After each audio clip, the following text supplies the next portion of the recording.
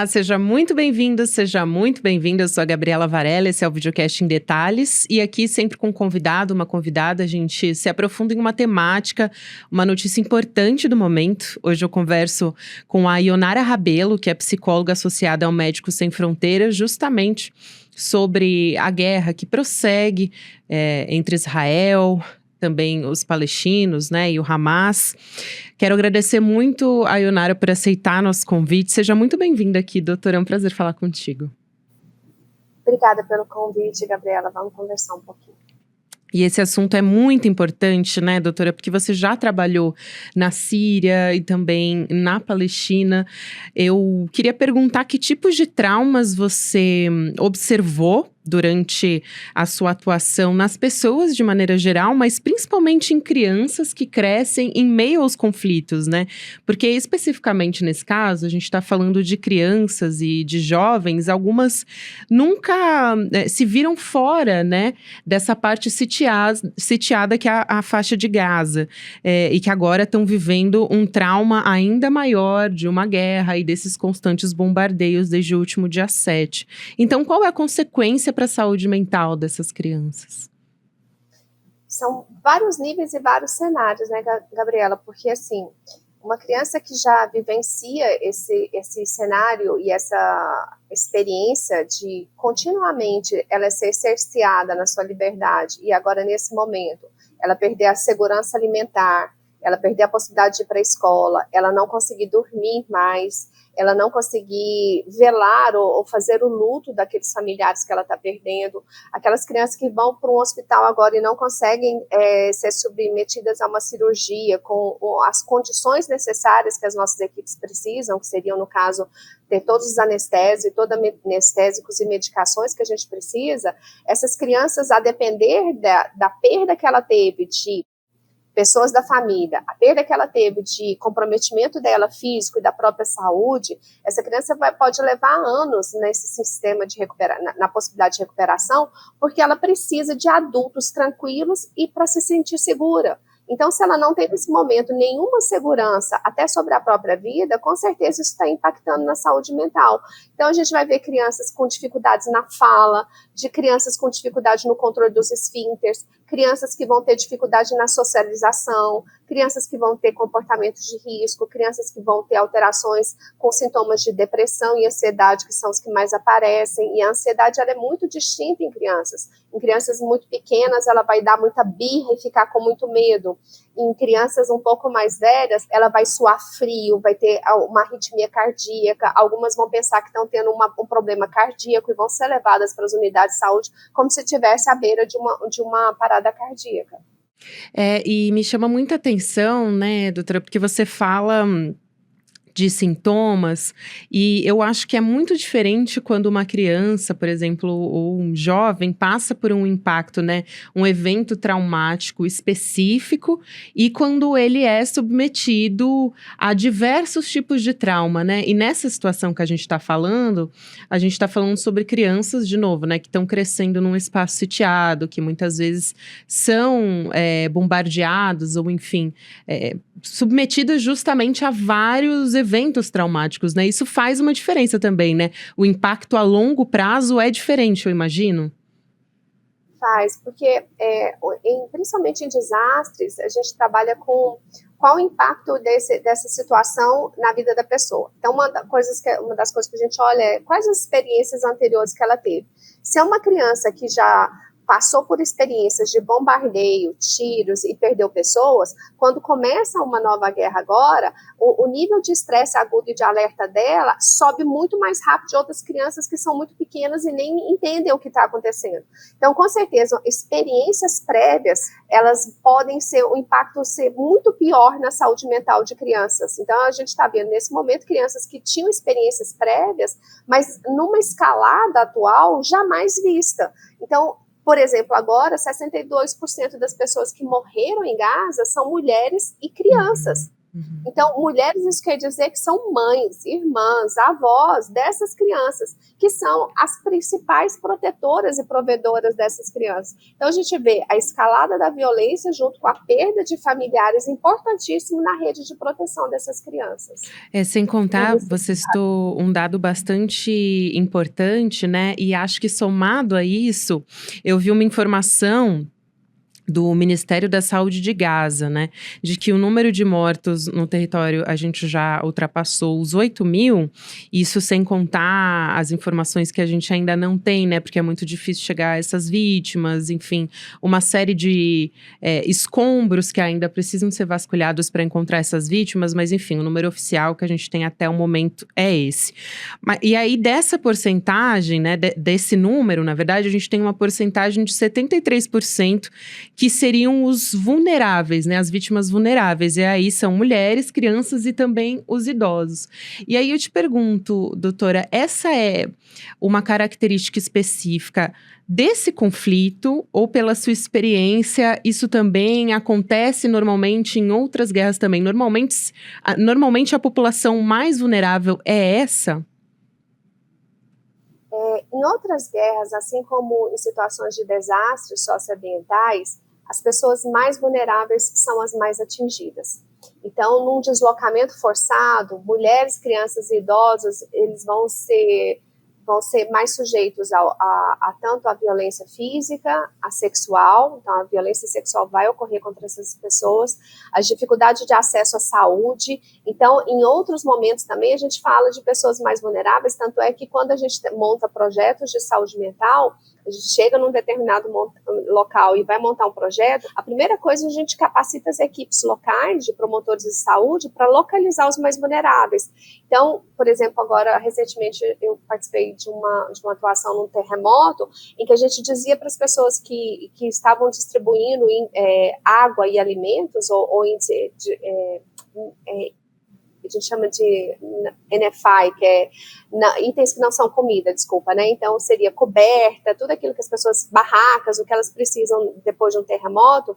E aí a gente falava assim, fica de olho se tem alguma criança na fila sozinho. Uhum. Fica de olho se você vê algum idoso que não está saindo de dentro da barraca. E era incrível, eles começam a localizar rapidamente. Então, idosos que morreram, a família, ou ele não localizou e está sozinho, ele não vai tomar um remédio, ele pode não tomar o remédio da pressão e ter uma parada cardíaca. Então, as vulnerabilidades, elas vão escalonando também.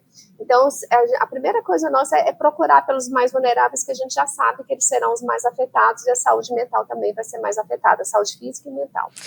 E você também citou outra coisa importante, né, que é o direito básico das pessoas que são atingidas por desastres ou pela guerra, por conflitos, de maneira geral, é o de ajuda humanitária, né? Imediatamente, quando a gente fala de ajuda humanitária, a gente pensa no básico, na eletricidade, na fome, na sede, enfim, são componentes, vamos dizer assim, que são o essencial para essa pessoa poder sobreviver.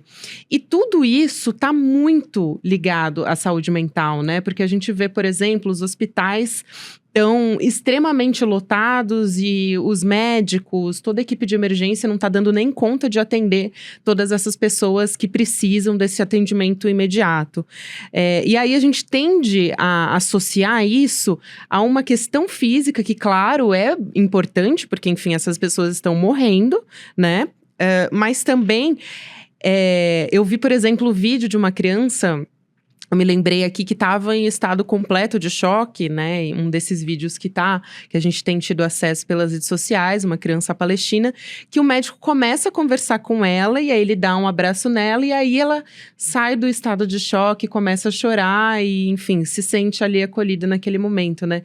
Então, o quanto isso tem que estar extremamente atrelado à saúde mental também, não dá para dissociar uma coisa da outra, né? Isso, a primeira coisa é que quando a gente trabalha em vários locais, principalmente a gente tem hospitais, a gente tem um treinamento para as equipes de Médicos Sem Fronteiras que se chama de PCP, Primeiros Cuidados Psicológicos, que é assim, como é que eu ensino o motorista da ambulância, a técnica de enfermagem, o guarda que fica na frente do portão do hospital, quando chegarem muitas famílias carregando muitos feridos, né, como é que ele acolhe, começa a acalmar as pessoas e como é que a gente dá um cuidado prático não invasivo. Então, se a gente for falar de cuidado de saúde mental, o primeiro cuidado seria a segurança de ter comida, de dormir, poder beber água, poder tomar banho, poder ir à escola, isso tudo já seria estabilizador para crianças. Qualquer rotina que seja uma rotina calma e tranquila, estabiliza mesmo depois de estresse agudo. Depois disso, se ela precisa de um atendimento, a equipe que seja acolhedora é importante. Então, as equipes precisam ser treinadas para esses eventos de massa. E a gente não está vendo isso acontecer, a gente tem equipes sobrecarregadas que não conseguem mais ajudar, a gente não tem mais os insumos que seriam necessários. Então, um corredor humanitário é o mínimo que a gente pode fazer nesse momento, e um cessar-fogo, para a gente salvar vidas. E deixando claro que Médicos Sem Fronteiras é uma organização que oferece apoio para os dois lados do conflito. Em qualquer conflito em que a gente esteja, a gente vai para salvar vidas, não importa quais. E nesse momento a gente está ofertando para os dois lados do conflito, assim em outros países em que a gente atua. Então é importante ressaltar que um corredor humanitário é um mínimo. Então, se a gente pensar que nesse momento a gente tem, segundo um relatório da OCHA, mais de 130 bebês que estão dentro dessas incubadoras. Para a incubadora funcionar, esses bebês respirarem, a gente precisa de eletricidade. E como a eletricidade está sendo cortada, muita da eletricidade é gerada por geradores que precisam de combustível. Então, nesse momento, quando a gente fala de combustível, muitas pessoas pensam, para as pessoas pegarem um carro e sair andando. Não, o combustível vai salvar vidas nesse momento, assim como o oxigênio salvou vidas de várias pessoas quando a gente teve a crise da Covid. Então, nesse momento, os nossos hospitais precisam de insumos, de água, de combustível, de alimento e precisam de profissionais entrar em segurança. Os nossos hospitais não podem ser bombardeados e, nesse momento, mais de 72 instalações médicas foram bombardeadas. Então, para a gente voltar a funcionar de forma plena em várias instituições, a gente tem que ter a garantia de que a gente vai ter os insumos e, nesse momento, a gente tem mais de 26 toneladas de insumos médicos do lado do Egito aguardando para entrar em Gaza. Inclusive, hoje o Médicos Sem Fronteiras tem, né, pelos dados que eu tive acesso, mais de 300 funcionários em Gaza, né? 320 funcionários em Gaza, 300 desses funcionários contratados localmente, então atuando diretamente no conflito, né? Isso sem contar que desde 1989 tem assistência em 4 hospitais locais. E a gente tem acompanhado justamente esses problemas de acesso a telecomunicações, ao básico, né? E a rede que pode dar o suporte para fazer esses atendimentos. Médicos fazendo atendimento muitas vezes com o celular, a lanterna do celular, usando vinagre, enfim, sem ter direito aos mecanismos básicos ali para atendimento desses pacientes e dessas pessoas em situação de vulnerabilidade. E muitas unidades, entidades, né, voltadas para direitos humanos e para ajuda humanitária, relatando que pode ser que elas não consigam ter condições de atuar, né? Porque não tem nem combustível para fazer o deslocamento, para fazer essa atuação. Então, eu queria te ouvir sobre isso, sobre o quanto tem sido difícil para o Médicos Sem Fronteiras conseguir atuar, principalmente na faixa de Gaza, né, que está com essa dificuldade de acesso. Imagino que em Israel também, mas principalmente lá, né, porque essa dificuldade de acesso está bastante grande e a gente sabe que por meio da fronteira ali em Rafah, entre o Egito e o sul da faixa de Gaza, a gente tem tido muita dificuldade até dos caminhões com alimentos, com medicamentos entrarem. Então, também as pessoas, né, os funcionários e toda a população que poderia entrar para fazer esse auxílio de ajuda humanitária também tem dificuldade de entrar. Isso, a gente já apoiava 4 hospitais em Gaza, principalmente com hospitais que precisavam fazer intervenções cirúrgicas, de reabilitação, de traumatismo e queimaduras. Então, a gente já tinha uma expertise e esse apoio a esses hospitais com mais de 300 colegas que são palestinos e 22 colegas que eram coordenadores da área médica e de logística que também estavam lá, mas tiveram que descer para o sul de Gaza quando foram orientados pelo governo de Israel de que o norte de Gaza precisaria ser evacuado. Então, o que acontece nesse momento é da impossibilidade total de uma organização como o Médicos Sem Fronteiras conseguir fazer o que ela faz de melhor, que é levar ajuda a quem mais precisa. Nesse momento, levar ajuda a crianças, mulheres que estão internadas, faltando cirurgia, tem cirurgias que vão precisar de várias cirurgias de recuperação depois, tem ferimentos que a gente chama, os curativos, são curativos muito invasivos que precisam ser feitos. Então, nesse momento, a gente não tem as condições de prestar o serviço que a gente poderia estar fazendo para salvar vidas. Então, o corredor humanitário e a garantia de que esses serviços não vão ser bombardeados é tudo que a gente espera para que, não só entrando os insumos, possam entrar equipes para ajudar as equipes que já estão sobrecarregadas. Então, uma equipe que está passando dia e noite sem dormir direito, com bombardeios, não é uma equipe que vai estar 100% preparada para tudo que ela precisa. Então, a gente precisa de mais equipes e mais profissionais, até para que dê um suporte para essas equipes que estão incansáveis trabalhando desde o começo do conflito. Né? E essa própria equipe também precisa, né, do apoio de saúde mental também para continuar atuando, né? Isso é bastante importante. Inclusive, eu tenho um dado aqui da Associação Pediátrica de Israel, de que 90% das crianças que estão sendo atendidas relatam sintomas de ansiedade, que foi justamente o que você disse lá no início da nossa conversa, né? Como é que você, Ionara, na sua atuação, né, pelo Médicos Sem Fronteiras e enfrentando essas situações, né, atendendo essas pessoas que estão em conflito e crianças, como é que você conversa normalmente, como que funciona esse atendimento, né? Principalmente as crianças que estão passando por esse trauma. Que tipo de suporte pode ser oferecido ali de imediato, né? Porque tem a urgência, né, do momento que você atende essa criança, sei lá, que acabou de sofrer um trauma, e tem também a questão da continuidade, né? Depende muito, né? Então, se é uma criança que está hospitalizada junto com os pais, a gente utiliza das diversas técnicas que a gente utiliza com crianças hospitalizadas, na preparação para um procedimento, na saída do procedimento, no rebaixamento da situação de ansiedade com os jogos lúdicos e com orientação aos pais. Então, se está no momento da internação, é tudo conectado com o apoio que ela vai ter para diminuir ao máximo o estresse que ela está tendo na internação, que é muito sofrido para uma criança ficar internada, e tentar ao máximo encontrar uma rede de apoio que seja importante, porque às vezes a gente tem crianças internadas que ela chega e morreram todos os outros familiares. Então, quem são os outros familiares de referência para a gente começar a vincular?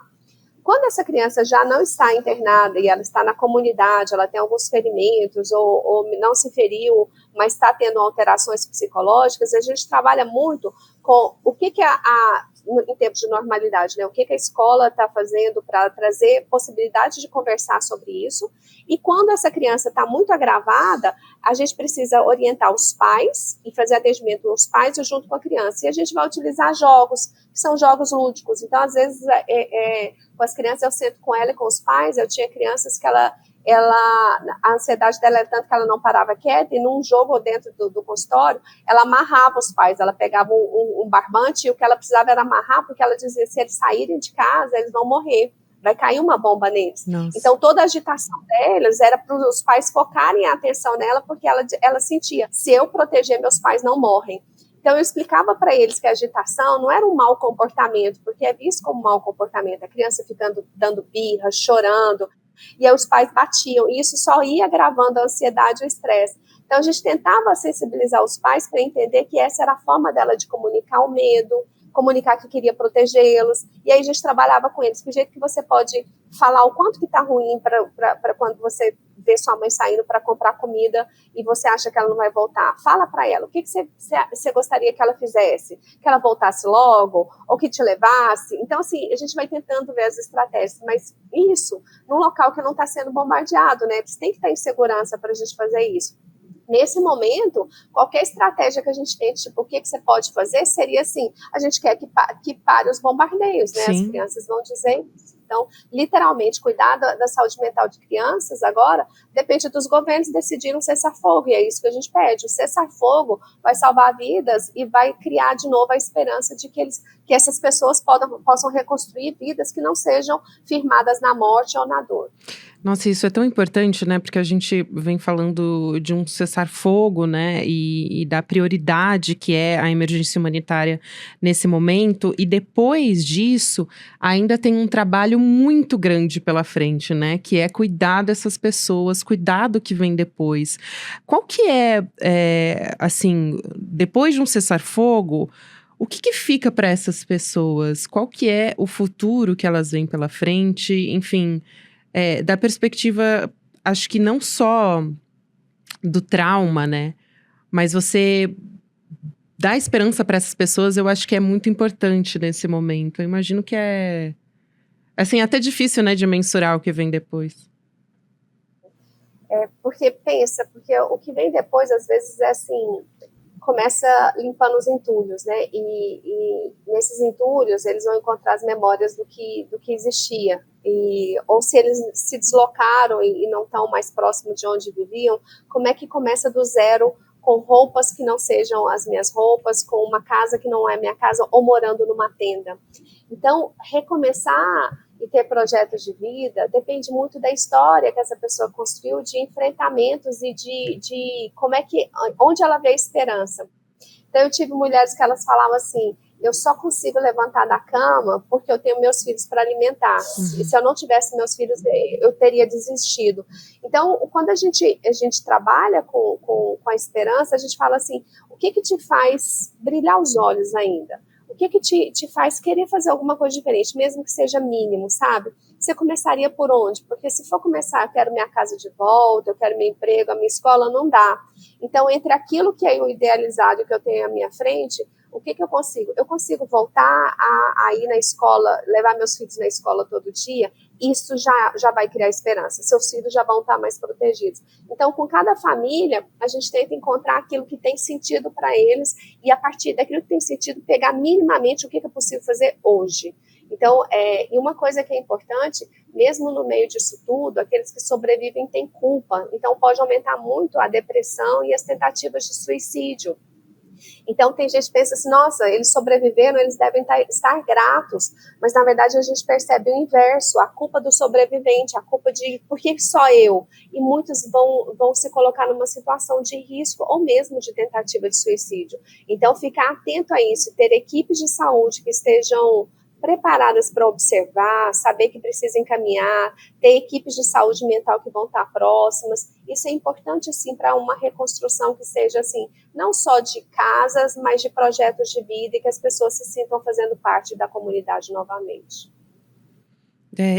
Nossa, esse suporte é tão difícil, né, da gente vislumbrar, por exemplo, em situações como essas, porque é isso, né, essas pessoas não estão tendo acesso nem ao básico, né, e quem dirá um serviço de saúde que seja minimamente o que elas precisam no momento. E a gente pode pensar também em como essas crianças, né, por exemplo, a gente está falando principalmente das crianças palestinas, porque elas são as mais atingidas, né, desse conflito, assim, e em número são as que mais estão morrendo, né? É possível ser um adulto mentalmente saudável? E aí, imagino que a capacidade da escola tem um papel nisso, a rede protetora que deveria estar ao redor dela ou não também tem um papel nisso, né? E muitas vezes ela tá sozinha mesmo, né? Porque a família inteira morreu num conflito. Então, são vários cenários que precisam ser considerados, né? Isso. Então, assim, a gente confia que sim, vai ter adultos saudáveis. A gente sabe de pessoas que realmente sofrem muito, né? Por exemplo, crianças que são vítimas da guerra quando elas são sequestradas, né, por grupos armados e elas são submetidas para aqueles child soldiers, que principalmente acontecia em países africanos, né? Eles quando eles voltavam, tinham vários projetos de saúde mental com eles e a gente via que muitos deles voltavam tão transtornados, né, que desenvolviam sintomas psicóticos. Então a gente vê assim, desse nível de crianças e adolescentes que vão ter sintomas depressivos graves, com uma depressão grave, e crianças e adolescentes que vão estar reconfigurando o que aconteceu com elas e pensando assim: eu quero fazer algo que seja diferente. Então, é possível ter essa miríade de respostas, tanto assim, aqueles que vão desenvolver algo mais grave e aqueles que vão encontrar uma nova perspectiva de vida. Eu sobrevivi para fazer alguma coisa diferente, eu sobrevivi porque eu quero ser médico. Então, a gente vê histórias de reconfiguração tão lindas, que é assim, depois que a gente conversou com você, tem crianças que falam, depois que conversou com você, eu também quero aprender a ser enfermeira quando eu crescer. Muitas me entendiam como enfermeira, né? Eu quero ser médica quando eu crescer. E isso é uma Então, esperança também, né? Muito bonito também, por essa eu perspectiva. acho que adultos que projetem na criança ideais e valores de que é possível ter um mundo melhor, essa criança encontrar com professoras e professores que vão falar de vida e de valores, eu acho que é importante, porque essa criança vai reconfigurar assim, é possível eu fazer diferente. Então, eu tenho clareza que, tendo apoio, a rede protetiva, é óbvio que ela precisa de pais e mães e responsáveis que se tranquilizem para tranquilizá-las. Então, a criança, ela responde muito a esse ambiente que está em volta dela. Então, quanto mais a gente tiver adultos que cuidam, amparam e diminuem esse estresse agudo, mais rapidamente essas crianças respondem. Então, por exemplo, em desastres, quando a criança volta a ter espaços seguros, uma das coisas que várias outras organizações fazem, espaços lúdicos para as crianças brincarem, é uma das ferramentas que mais ajuda ela a brincar sobre o que aconteceu. Às vezes elas brincam com a gente repetindo a guerra, até que esse brinquedo deixa de ser o brinquedo principal e ela começa a brincar de outros jogos que sejam de rir, de cantar. Então, quando a gente vê esses jogos modificando no atendimento, você percebe, ela já consegue visualizar outras coisas que não seja a morte que ela vivenciou durante a guerra. E a gente tem mais ou menos 30 brasileiros que estão tentando voltar para o Brasil agora, que estão na faixa de Gaza, né, esperando pela abertura da fronteira ali com o Egito para poder sair, e pelo menos são 14 crianças brasileiras que fazem parte desse grupo. Que tipo de apoio elas vão precisar quando elas chegarem aqui?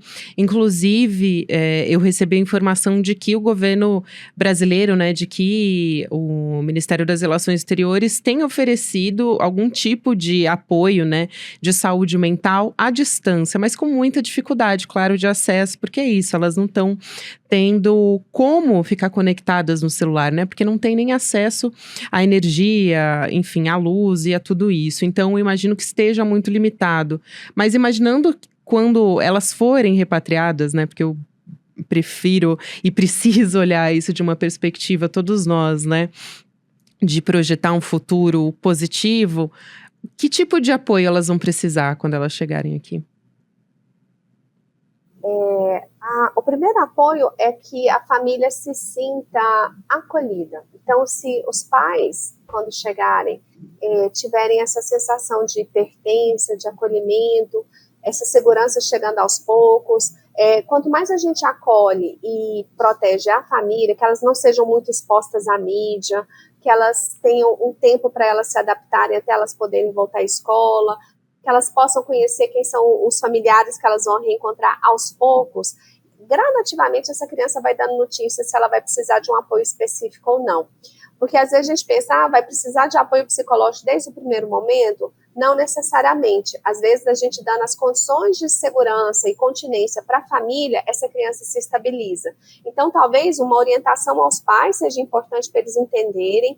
Algumas crianças, elas podem se tornar mais irritadas ainda quando elas se mudam para um lugar novo, porque parece que tudo não tem sentido ainda e ela pode modificar mais ainda o comportamento.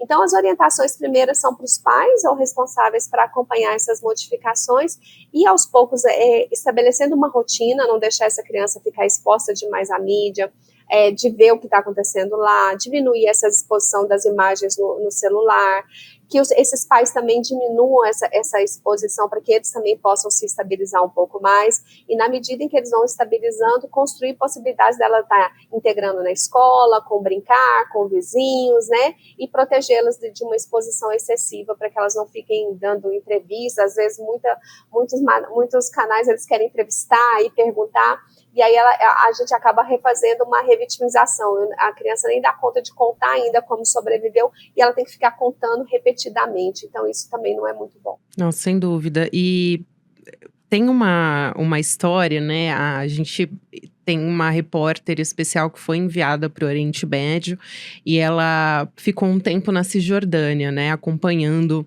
ali alguns casos. Ela foi num campo de refugiados em Jenin, um campo, inclusive, que foi bombardeado, já que algumas pessoas morreram. E ela visitou uma mesquita bombardeada. E justamente quando ela estava ali conversando com a gente ao vivo, no meio do programa, ela viu algumas crianças descendo em meio aos escombros, tentando salvar as memórias que elas tinham ali. Então, descendo com Alcorão, com fotos, com mapas.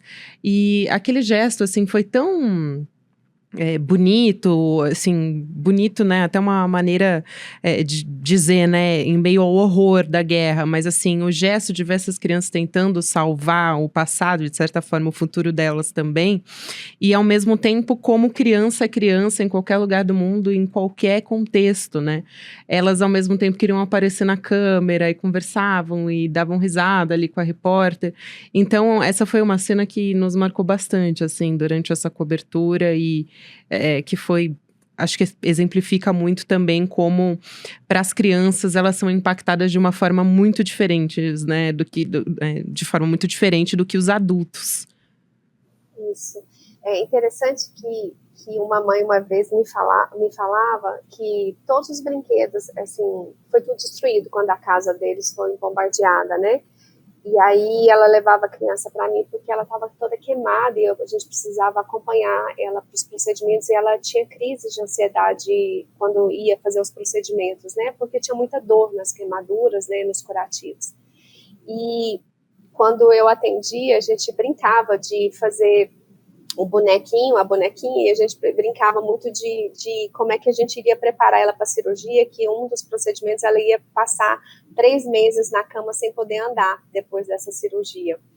E aí a gente enfaixou a bonequinha com lápis de cor e faixa, e aí ela falava assim, enrola o hijab. Então, o que essa criança dizia? Ela dizia assim, ó, para onde eu vou levar o hijab, a bonequinha, os meus brinquedos, e se qualquer adulto dava um brinquedo novo para ela, ela destruía. Ela precisava dos antigos, e a mãe falava que ela chorava muito quando pediu para mostrar a casa, e a casa tinha sido destruída, ela chorava e dizia, essa não é minha casa, essa não é minha casa. Então, essa imagem que você traz casa muito com essas situações que a criança precisa ter aquilo que ela via como dela ou de pertença, aquilo que resgata quem ela é e a família que ela pertence. Então, ao vir para um outro país, na verdade, as pessoas falam, nossa, você vai ter uma casa nova, você vai ter roupas novas, você vai ter brinquedos novos. Para crianças, e às vezes as crianças muito pequenas, isso é assustador. E isso vai dizer que ela foi largada no mundo, ela não está sendo protegida por ter algo novo. E muitas crianças vão destruir. A mãe dizia, ela destrói tudo que ela ganha de novo. Ela fala, isso não é meu. E elas quebravam tudo. Então, foi um longo processo para ela ir reconfigurando aos poucos que jeito que ela poderia refazer os brinquedos. E aí a gente começava com brinquedos que ela podia construir. A gente usava massinha. Mas mesmo a massinha, quando ela levava para casa, ela destruía toda a massinha. Então, leva tempo. A gente pensa, às vezes pensa assim, não, ela vai ganhar algo novo diz que eu estou estraçalhada por dentro. Na verdade, me fere porque eu estou estraçalhada. Nossa. É isso que ela diz, então. Ionara, eu quero te agradecer muito. A Ionara Rabelo é psicóloga associada ao Médicos Sem Fronteiras. Obrigada por dividir essa história e todo o seu conhecimento aqui com a gente. Foi um prazer conversar com você e a gente espera, né? Enfim, essa conversa dá um pouco de esperança para a gente continuar acompanhando e torcendo para que a gente tenha um cessar-fogo, para que essas pessoas possam reconstruir a vida delas a partir daqui. Obrigada. Obrigada a você, Gabriela. Um abraço. Bom, o Videocast em Detalhes fica por aqui. O próximo episódio vai ao ar às 10h30 da manhã, ao vivo no YouTube, por onde você acompanha toda a programação do ICL Notícias. Para você que está me acompanhando ao vivo agora pelo YouTube, você fica com o Videocast Mercado e Investimentos, com o André Campedelli e a Débora Maganha, às 5h da tarde, com o Rolê ICL, com o William De Luca, e às 6h da noite, com o ICL Notícias, segunda edição. Para você que prefere acompanhar pelas plataformas de áudio, o episódio já fica disponível a partir das 7, 8h da manhã, episódios com trechos exclusivos. Obrigada para você que me acompanhou até aqui e até amanhã. Você já percebeu como é grande o esforço da direita e da extrema-direita para criminalizar o MST? Você já parou para pensar por que eles querem tanto atingir esse movimento? Atacar esse movimento? Pois é, contra tudo e todos do grande capital, a gente resolveu revelar a verdade sobre o MST. Você tem interesse em conhecer essa verdade? No dia 12 de novembro, um domingo, às 8 horas da noite, no horário de Brasília, a gente vai apresentar para vocês trechos do documentário De Quanta Terra Precisa o Homem e também fazer um debate incrível sobre essa, que é uma das questões mais importantes para o Brasil, a questão da terra. Junto conosco vai estar ninguém mais, ninguém menos do que João Pedro Stedley, um dos principais líderes do movimento dos trabalhadores sem terra. Estarão conosco também várias outras pessoas que têm na sua vida a luta da terra como um dos principais motores. Para você não perder esse encontro histórico e assistir trechos inéditos do filme De Quanta Terra Precisa o Homem, é só você se inscrever gratuitamente no link aqui em cima ou aqui embaixo. Não perde essa chance. Todo mundo vai celebrar a estreia do ICL no mundo dos documentários e filmes e, mais uma vez, aprender muito com a nossa plataforma.